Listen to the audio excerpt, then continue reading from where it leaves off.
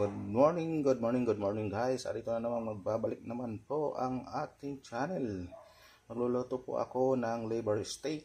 Tapos yan po, kung makikita nyo po, yan yung liver, atay ng baboy. Tapos ito yung kalamansi, toyo, yan yung oil naman yan. Tapos ito yung white onions, pan-toppings po natin mamaya pagluto na.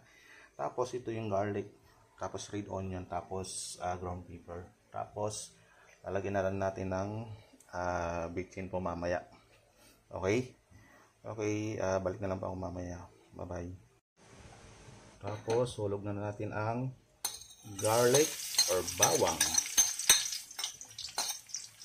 Ayan po, mas maraming bawang, mas masarap, mas malasa po. Ayan. Pwede rin garlic powder kung gusto nyo. I-marinate nyo yung patay kung gusto nyo bago nyo bago nyo igisa. So, bawang sibuyas.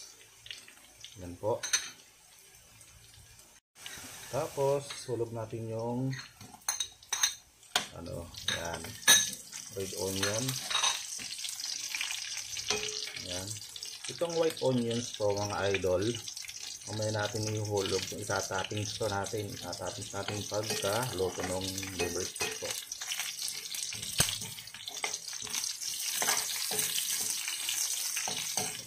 Ayan.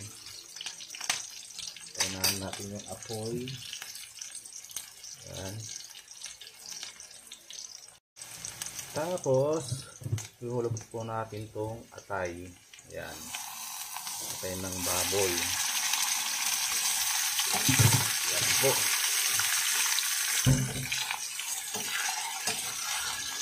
Haluin natin para magkaroon ng oil at hindi dumikit. Yan po.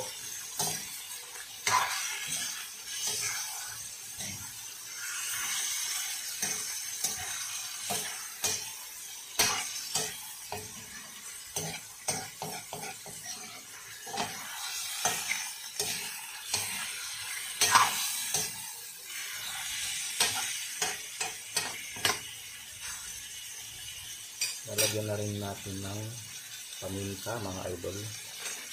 Yan. Yan.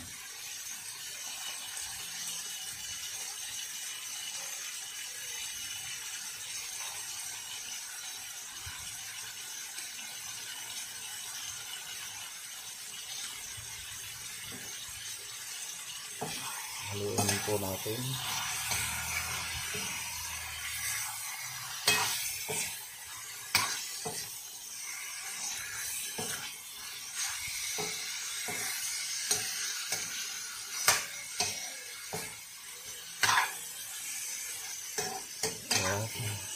Tapos lalagyan ng bitchin.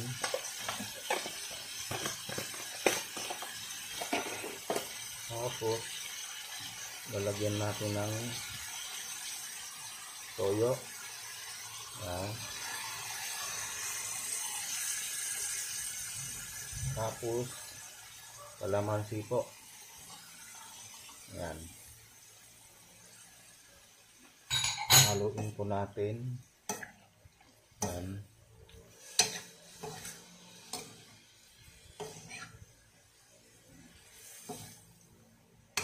Ayan mga idol.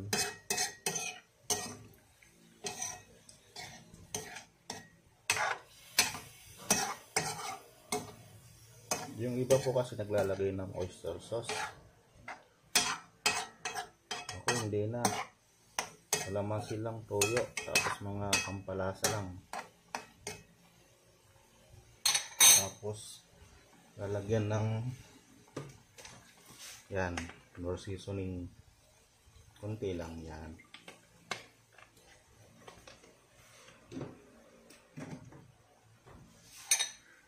Kunting halo. Ganyan lang mga idol.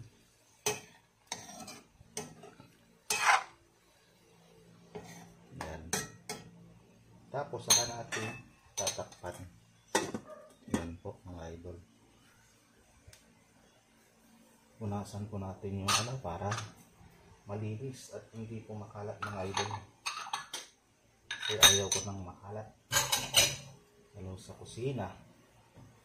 Dapat malinis, lalo pang mga kalan, mga lutuan po. Yan. Yan, panatiling malinis, lalo pag nasa kusina.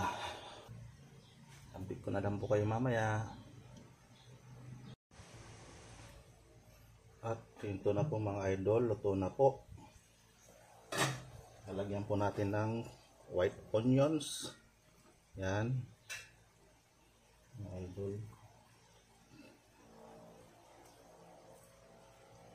Yan. Maluluto na po yan sa init.